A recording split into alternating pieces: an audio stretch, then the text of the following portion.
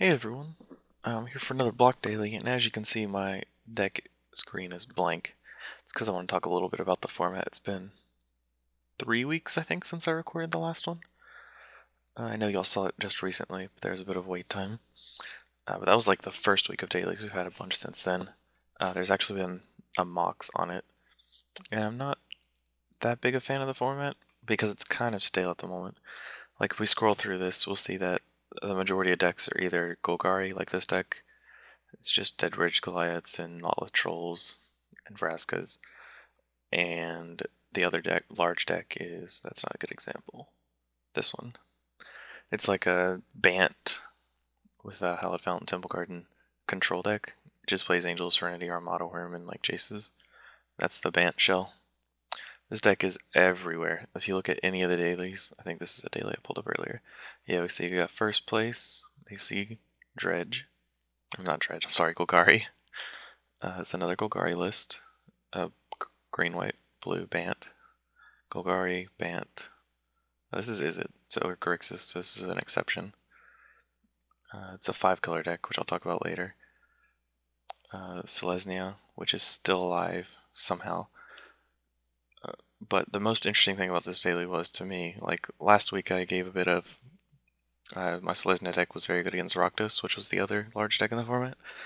Well, since then, Rakdos has completely fallen off the face of the earth. Like, the deck was just not playable because it just lost too easily to the blue, green, white decks, the Bant decks, and no one just bothered to play it. But Mr. Matsugan over here actually got second in the mocks with a Rakdos deck, and that is the deck I'm going to be playing today because I want to see how it works. Granted, I don't have that much practice with the deck because the mocks took place yesterday, but the deck I was going to play, which was I'll show y'all, I was going to play a 5-color deck I've been working on for quite a while. Basically ever since the last daily I recorded. I was going to play this deck, but I'm dissuaded from that now because this deck completely gets destroyed by Rakdos. Like, it's a very slow control deck that tries to prey on other control decks in the format, but it just completely rolls over and dies to Rakdos. Like, you can hit all your land drops and then you'll be done on turn 5 because they have Hellhole Flare and nonsense like that. So I didn't want to play this today because it's the day after Mox. I assume a lot of people see this Rakdos deck that came in second place and want to play that. So I figured I'd steer away from 5-color, and I'll probably should too next week. And I'm still working on this deck, evolving it.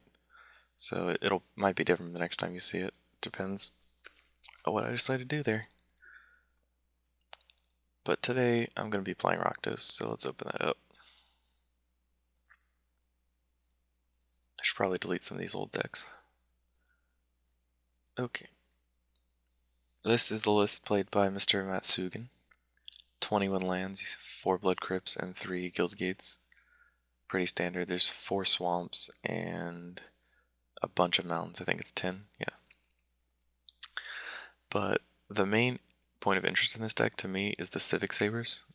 There's only 2 of them, so they're not integral to the deck, but they do a pretty good job of getting an extra damage.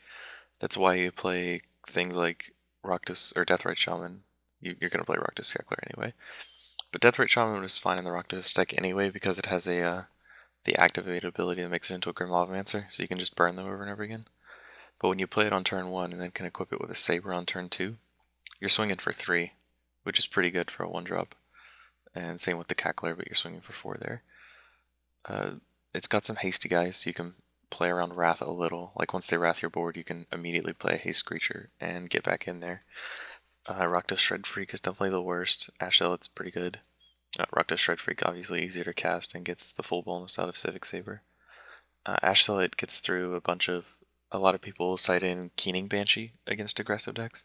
So the first strike is not irrelevant. It also gets through any sort of random 2-drop blockers they have, like Goblin Electromancer or something like that. Gorehouse Chainwalker fills up the other 2-drop, the most important slot in an aggro deck, traditionally. It's no exception here. Gorehouse Chainwalker, another 3-power 2-drop is pretty good. And then 8 removal spells to get, the way clear for your creatures. Mizium Mortars, I've never overloaded. I've only played a couple matches with this deck, but I've never overloaded Mizium Mortars. You just don't have lands to. But it's fine as a single point target removal, just like Dreadbore. Dreadbore also gets Jace though. Annihilating Fire I've mostly used to kill them, like it just uses as a burn spell. But I can also see it clearing through creatures as a little bit of utility, but it's not that good because it costs 3 mana, so there's only 2 of them. I actually like 4 Trader's Instinct a lot in this deck, because your main problem is that they get a creature out that's larger than yours, and your attacks are bad because they have a higher life total, and they'll kill one of your creatures on the next exchange. So you can attack with the land and get some damage, but then you won't have a good attack next turn, and they'll kill you. But with Trader's Instinct, you can take that creature and then swing with all 3 of your creatures. And they just take a ton of damage since it's their creature's power +2. It's also not even that bad against Armada Worm because you usually Dreadbore the Worm token, or the Armada Worm, whichever, and then Trader's Instinct the other one, and they're usually dead. Hellhole Flare is probably the best 3-drop you can ask for. It's much better than Dead Reveler. There aren't any in Matsuga's list. Hellhole Flare, just 4 power creature for 3 that you can fling at them. The neat part is that the fling says it would deal power equal or damage equal to its power. So if you equip it with a Civic Saver first, it deals 6 damage to them to the face as just a burn spell, which is pretty good. The sideboard, I'm going to be honest, I don't know very much about. As I said, I haven't played very many games with this deck, but I can theorize or share what I've known about it. These cards in the middle here, Guildgate, Key Runes, and Returns, are obviously for control matchups. You'd want the Guildgate, the extra land for the Rakdos return, because normally in control mirrors you might get them, or not control mirrors, but control matchups. You can get them to like 8 or so, and then they usually kind of stabilize around there. They might be higher, they might be less. But with the extra mana sources, with the Guildgates and the Key Runes, you can just burn them out with Rakdos return. And early Rakdos return, make them discard 3 cards is always really good too, because they have less of a hand. And the Key Runes are intrinsically good against rats, because once they wrath, you can continue your beatdown with the Key Runes. Pack Rat is very good against Golgari, I know. Golgari plays its own Pack Rats, and I just like having...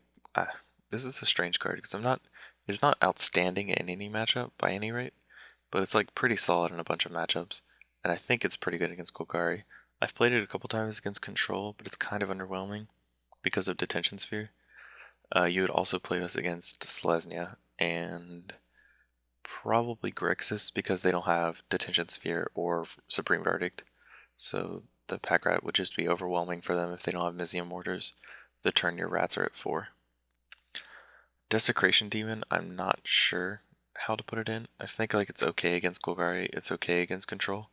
So I guess you need a little extra beef and you don't think they can kill you in time, or you have enough time to spare, you can play Desecration Demon. It's probably better against Golgari than it is against Control, because again, they have a lot of... like Selesnya Charm just gets this creature, and Golgari does not have access to that. Stab Wound, obviously for Golgari. Their creatures are very large, and making them smaller and putting a damage on them is pretty good. Oh, the daily just started. I didn't realize I was talking for so long. So I'm actually just gonna wrap up this, because I think this video is a little long, and play round 1 in another video. So I'll see you shortly.